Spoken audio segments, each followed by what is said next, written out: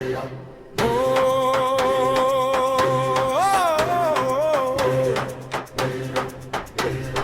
it time? I can't wait to see it.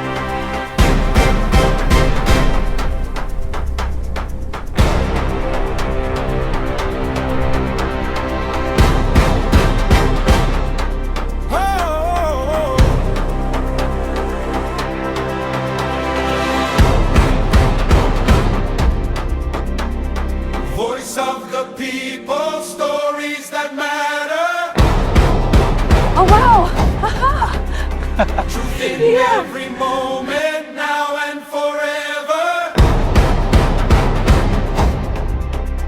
Across every border, across every land, we form, we empower, together we stand.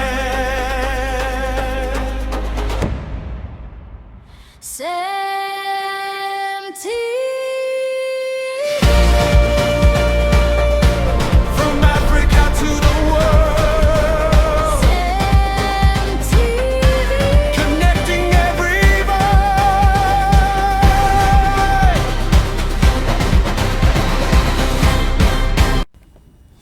Hello and welcome to CEMTV News at 6. I am Francis Oyima Adet. CEMTV News. Truth first, you next. Stay informed to stay empowered. Let's take a look at the headlines. Chairman Obiakwa Local Government Area announces a ban on commercial motorcycles from 1st of August 2026. Heavy gunfire at Refinery Junction amid tension between some communities in Okrika and Eleme, River State. Plus, United States withdraw most of the 200 military personnel deployed to Nigeria earlier in the year. And we'll bring you details of these stories and more in just a moment. Please stay.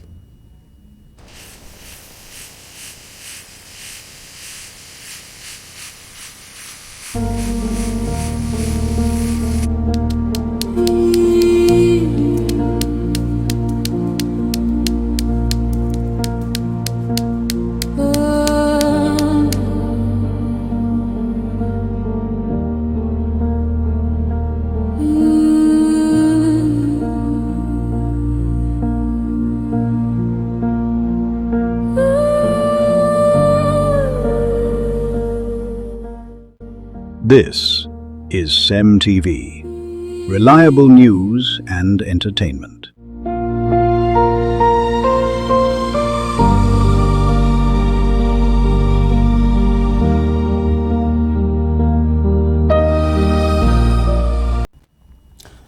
Glad you could join us for the news at 6. We begin from River State with a report that where the chairman of Obiakwa Local Government Area Council, Dr. Give Walu, has announced a ban on commercial motorcycles, popularly known as Okada, from operating within the area with effect from 1st of August 2026. He said the directive were part of efforts made by the administration to strengthen security, promote public order, reduce road accidents and improve transportation flow within the area. According to him, the activities of commercial motorcycles operators have over time generated concerns relating to traffic management, public safety and criminal activities. Walu, however, clarified that private ownership and lawful personal use of motorcycles would not be affected by the directive as long as the operators comply with existing laws and regulations. The chairman further added that approved dispatch riders, licensed courier and logistic operators, emergency responders and security agencies would be exempted from the ban. Still reporting Rivers, residents of Okrika were thrown into panic on Friday night following reports of heavy gunfire at Refinery Junction amid escalating tension linked to a long-standing land dispute involving Eleme and some Okrika communities.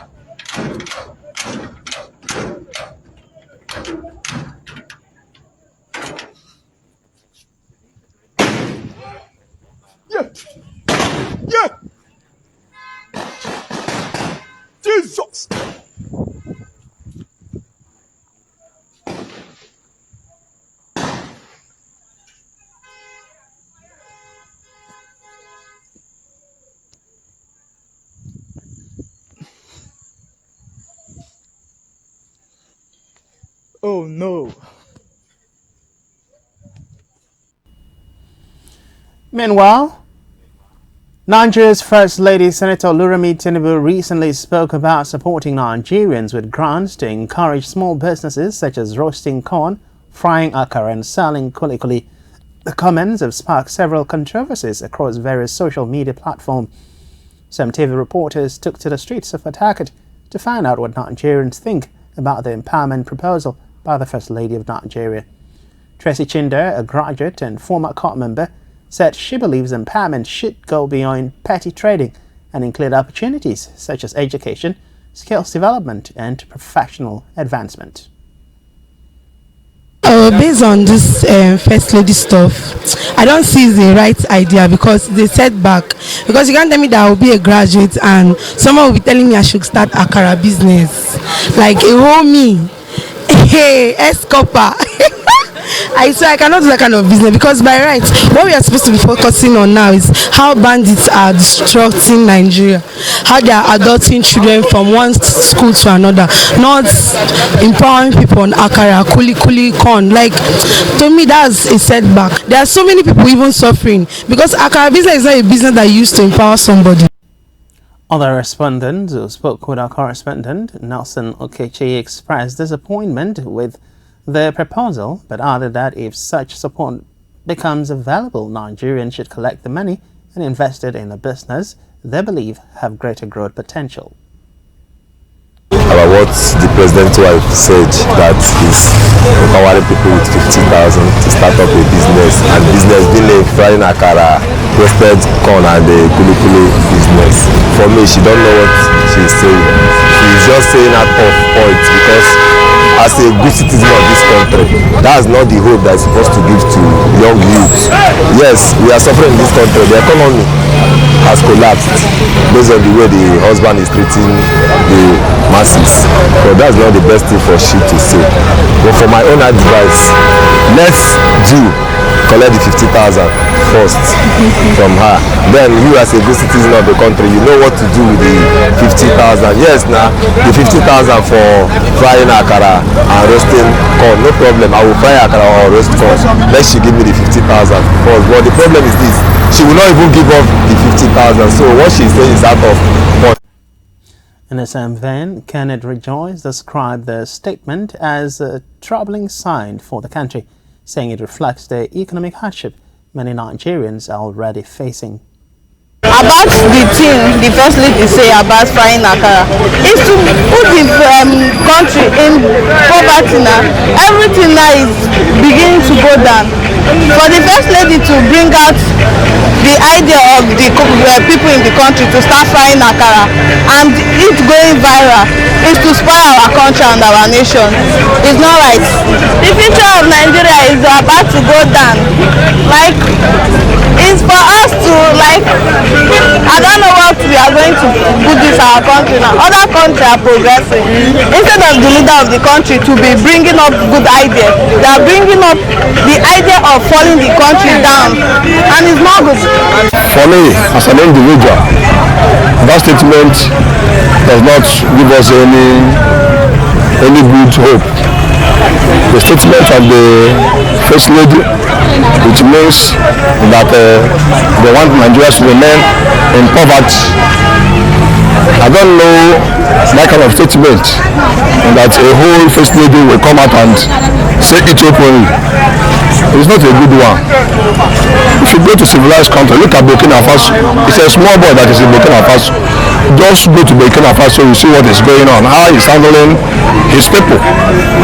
I know already before the president came, he said that nobody voted him. So I believe that he have no good thing for Nigeria, for me. Because already they have made a statement that they want Nigerians to be flying akara and flying kuli and what they may call it. I don't know if we are going back or if we are going front. Flying akara and kuli is not the industries. It's not the company that other presidents are working. Look at what is happening in our country. People are dying every day. Do you think that our presidents and the First Lady have a good thing for us and people are dying like that? And they have no action over that? Similarly, Angela Kerr said many young Nigerians feel frustrated about spending years in school only to struggle for opportunities and call for greater access to leadership, professional and decision-making positions for qualified youths. If we now, the future leader according to them, because the way I'm seeing it is old people that are leading us now, they are no longer future leader. Very soon I will go to the forest and then stay. There is no young person that is leading, like leading us. It's only old people. From generation to generation, we keep seeing old people leading us. As future leaders now that I'm hearing that we are, if we start selling Nakara, what are we really doing? Because this our generation now, this time of Africa is not what we are taught in school. There's no I go to how, so you go to your school like university now, your lecturer will be writing on the board how to sell akara, how to do kulikuli, how to roast corn. Okay, what if the corn season is gone? What are we going to rely on? Is it kulikuli? Kulikuli cannot buy bread. Kulikuli cannot even buy hair. Kulikuli cannot make our hair, cannot even buy shoe. How many kulikuli do you want to sell? But most countries now are now ahead of us because of what? Bad leadership. Ghana, we were better than them. South Africa, we are better than them. Now look at Ghana is chasing us away. And South Africa is also chasing us away. We cannot even go there. If you want to go to Ghana now, it's very difficult. It's very difficult for you to go to Ghana. But other countries are here getting NIN for free. Just imagine. And that is the green card, and America will not give you. Even if you stay there how many years, Americans will never give you that card. Even the temporary one, they will still abuse you on top. But foreigners will come here and get NIN, which is green card. CEMTVPLUS reports that the mixed reaction trailing the First Lady's comment shows how Nigerians feel about the comment made by the Nigerian First Lady.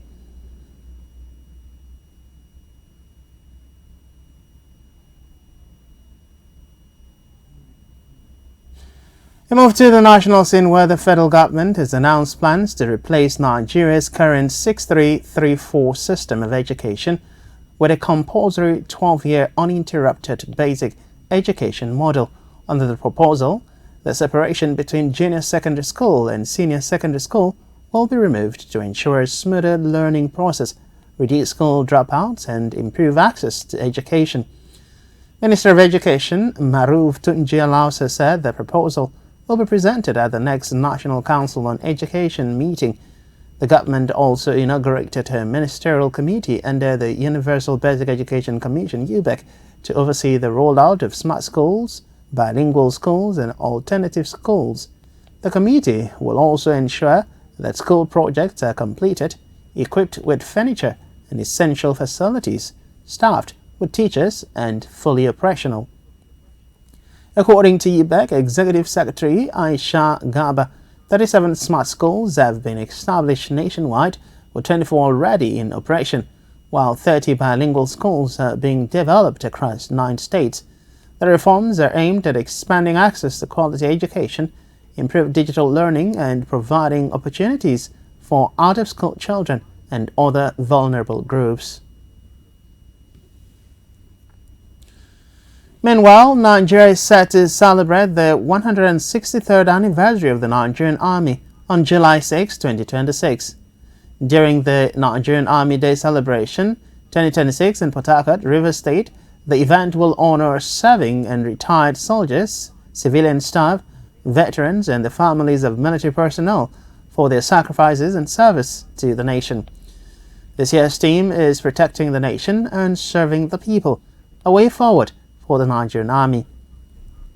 The celebration highlights the Army's long history, which dates back to 1863, and its role in defending Nigeria's sovereignty, tackling insecurity, protecting critical oil and gas infrastructure, and participating in peacekeeping missions across Africa. The choice of Port Harcourt, home to the headquarters of 6th Division Nigerian Army, reflects the strategic importance of the Niger Delta in Nigeria's security and economy. Nigerian Army also used the occasion to recognize the sacrifices of officers and soldiers who lost their lives or were injured in the line of duty. It commended the support of military families, civilian staff and organizations such as NAOWA and NASWA, while reaffirming its commitment to professionalism, troop welfare, innovation, and working closely with the Nigerian people to ensure peace, security, and national development. Meanwhile, a former secretary to the Benue State government has died after reportedly being shot during an attack by suspected kidnappers. The attack happened on Thursday, 2nd July 2026 in Wukari while he was traveling to Makadi. Although he reportedly escaped from the attackers, he suffered gunshot injuries and was taken to a hospital in Makadi, where he later died. The Nigeria Police Force is yet to release an official statement and investigative details of the incident as at the time of this report. Away from that, the federal government, in partnership with the United Nations Development Programme (UNDP) and the Rural Electrification Agency (REA), has launched the African Mini Grids Programme (AMP) in Nigeria to improve electricity supply in rural communities. Speaking at the launch in Abuja, the Minister of Power, Joseph Tebwe, said the project will provide clean, reliable and affordable electricity to underserved areas. He explained that better access to power will help farmers, support small businesses, create jobs and improve the lives of rural residents. The first phase includes 23 solar-powered mini-grids that will supply electricity to about 50,000 people, 20,000 households and thousands of businesses. Officials from the UNDP and REA described their program as an important step towards boosting rural development and clean energy. The mini-grids will support farming and other productive activities across Nigeria's 6 geopolitical zones while encouraging more private investment in renewable energy. And to conclude on the national scene, the crisis in the People's Democratic Party (PDP) has worsened as the faction backed by Nyesom Wike and the rival group led by Tanimu Turaki continue to disagree over candidate nomination, forms and preparation for the 2027 general elections. The Wike-backed faction said the Turaki group is not recognized by the Independent National Electoral Commission (INEC) and described its nomination forms as invalid. It also called on INEC to investigate the forms and prosecute anyone found to have used fake documents. However, the Turaki-led factions rejected the allegations, insisting that only INEC can decide whether the forms are genuine.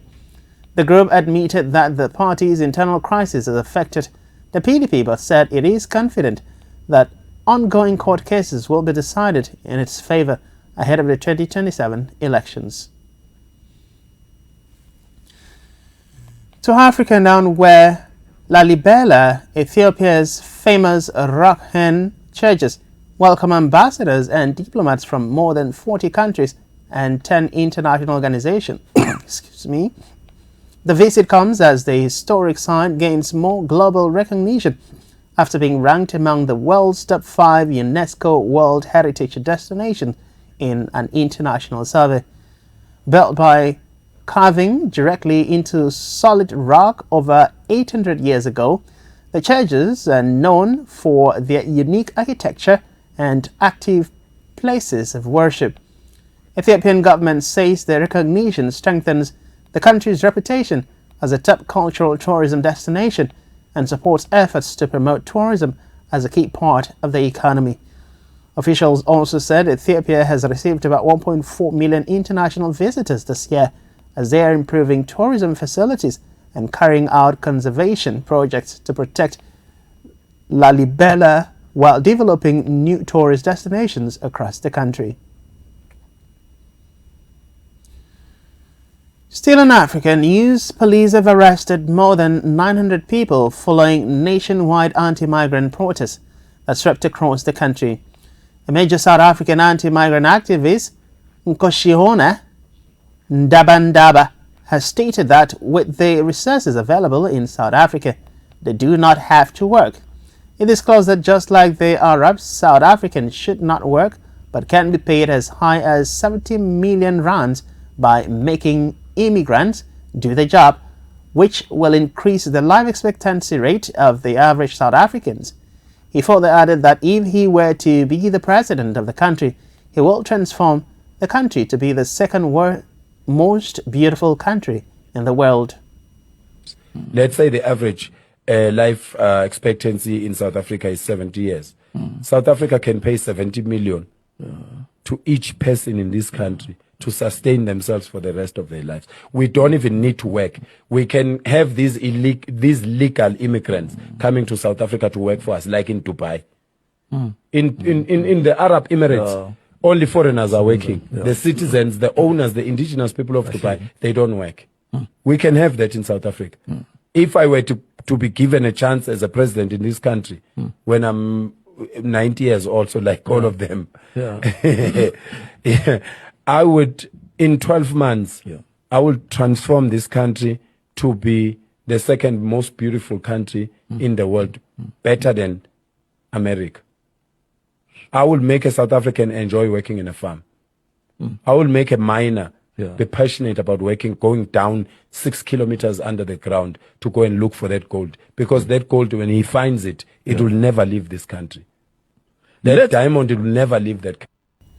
Dabandaba's comment has earned him an outlash, especially on X, as a lot of people have talked him to be lazy and entitled to other people's efforts. Therefore, the question if their campaign for foreigners to leave South Africa was genuinely because they are illegal immigrants and involved in crimes or only envious of the proceeds from hard work foreigners enjoy in their lands. According to the police, the unrest in South Africa is sparked by anti-migrant groups demanding stricter immigration enforcement and the removal of undocumented foreign nationals whom they accuse of contributing to crime and unemployment. In some communities, shops owned by foreign nationals were looted, while security forces backed by the military in affected areas were deployed to restore order.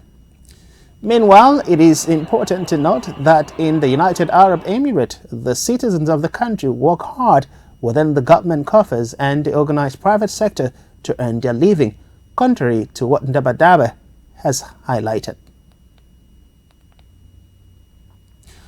On the foreign scene, United States of America has withdrawn most of the 200 military personnel it deployed to Nigeria earlier this year for a joint counter-terrorism mission in the Lake Chad Basin. Speaking after the African Chiefs of Defense Conference 2026, the commander of U.S. Air Forces in Europe, Air Forces Africa, Davgreen R.M. Anderson, said the operation had ended, but the U.S. would continue supporting Nigeria through intelligence sharing and security cooperation. General Anderson described Nigeria as a strong partner with a capable military and said the collaboration between both countries had helped weaken ISIS operations, noting that the intelligence partnership contributed to the elimination of a senior ISIS commander during a joint operation in Borno State. The U.S. commander also called for stronger intelligence sharing among African countries to tackle terrorism, drug trafficking, and other cross-border crimes. He said recent cooperation among international partners led to the interception of a record 31-ton cocaine shipment off the West African coast, highlighting the importance of continued regional and global security partnerships.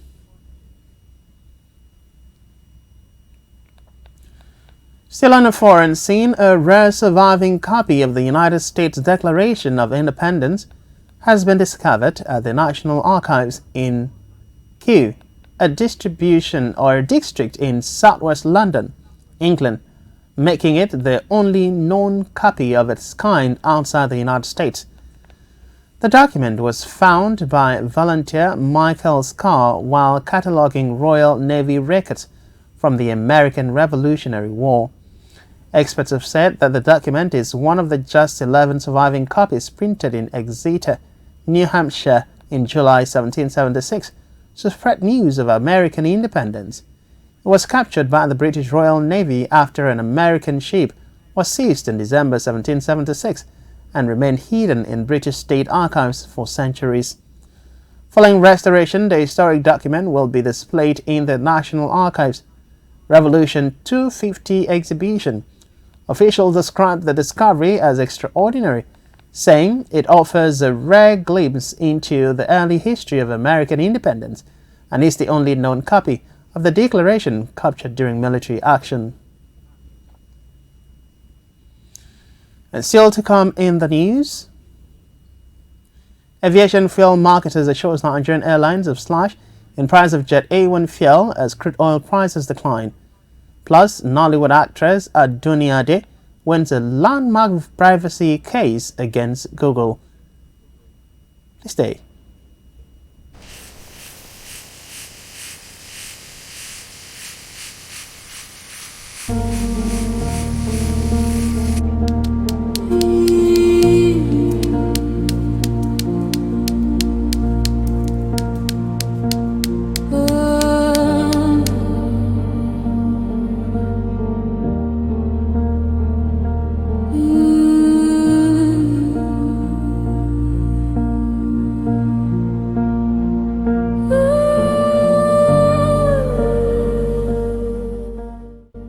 This is CEMTV, reliable news and entertainment.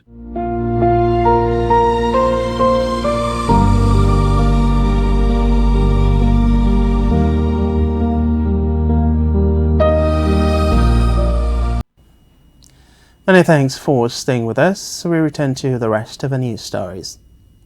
We begin in held where the Nigeria Center for Disease Control and Prevention (NCDC) and the Kano Independent Research Center Trust (KIRCT) have agreed to strengthen their partnership to improve disease detection,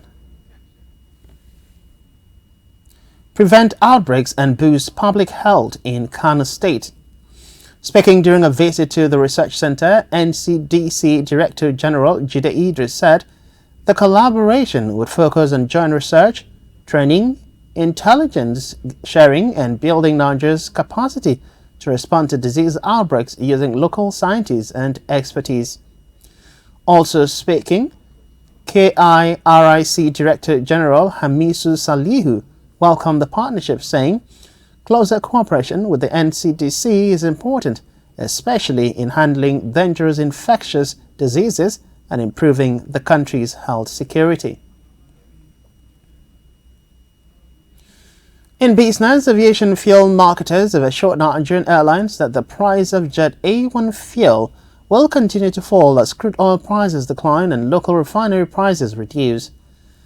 They said the cost is expected to move closer to the level before the Middle East conflict, when aviation fuel was sold for about 900 naira per litre, although it may not return exactly to that price because fuel subsidies have been removed.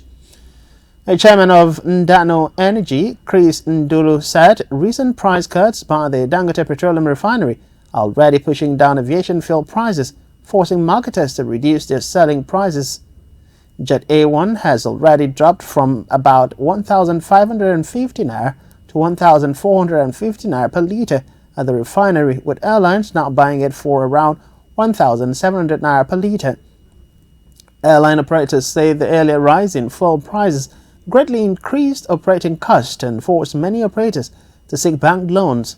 Although airfares have started to come down, airline officials say current fuel prices are still too high and are affecting profitability. They remain hopeful that further reductions will ease pressure on the aviation industry. To sports now, where bride Osai Samuel could be set for a return to Turkish club Fenerbahce just a year after leaving the team for Birmingham City Football Club. Reports say the Super Eagles defender has sent representative to discuss a possible move back to the Turkish side. Osai Samuel played for Fenerbahce from 2021 and became a fan favorite before leaving after his contract expired. He has since admitted he regrets leaving the club and is interested in reuniting with coach Ismail Kartal, under whom he previously enjoyed regular playing time. However, a return may not be easy because the 28-year-old still has 2 years left on his contract with Birmingham City, meaning Fenerbahce would likely have to pay a transfer fee to complete the deal. And now on entertainment, Nollywood actress Adunia Ade has won a landmark privacy case against Google after a Lagos High Court awarded her 30 million naira in general damages over defamatory online publications that falsely linked her to Dino Melaye. In a judgment delivered on July 9, 2026, Justice I.O. Harrison held that Google violated the actress's constitutional right to privacy by publishing and continuing to host articles that associated her with a false and embarrassing narrative. The court described the publications as placing her in a false light and constituting an invasion of our privacy. The court ordered Google to immediately remove 2 articles from all its platforms, including one that made false claim about her relationship with Dino Melaye. A judge further ruled that Google, as a data controller, failed to process the actress's personal information in a fair, lawful and transparent manner, contrary to the provisions of the Nigeria Data Protection Act 2023. Adunia Ade had filed the suit on July 11, 2024, seeking to enforce her fundamental right to privacy under Section 37 of the Nigerian Constitution and the Nigerian Data Protection Act.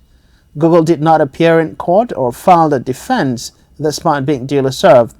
The ruling has been held as a significant precedent for the protection of privacy and digital rights in Nigeria. And that's CEMTV News at 6, but before we go, let's take a quick look at the major headlines. We told you that the chairman of the Upper Local Government Area has announced a ban on commercial motorcycles from 1st of August 2026. We also told you that residents of Okrika were thrown into panic last night following reports of heavy gunfire at Refinery Junction. On the foreign scene, we reported that the United States of America has withdrawn most of the 200 military personnel deployed to Nigeria earlier this year. In business, we reported that aviation fuel marketers have assured Nigerian airline operators of price surge of Jet A1 fuel as crude oil prices decline. On entertainment, we told you that Nollywood actress Adunia Ade has won a landmark privacy case against Google. You've been watching CEMTV News at 6. Do ensure to follow us via our social media handle at CEMTVPLUS across X, Facebook, Threads and Instagram. We're also available on Nicomsat channel, and do ensure to watch us on all free-to-air. CEMTV News. Truth first, you next. Stay informed to stay empowered. I am Francis Oyima, Edit. Many thanks for watching, good evening, and do enjoy the rest of your weekend. Bye for now.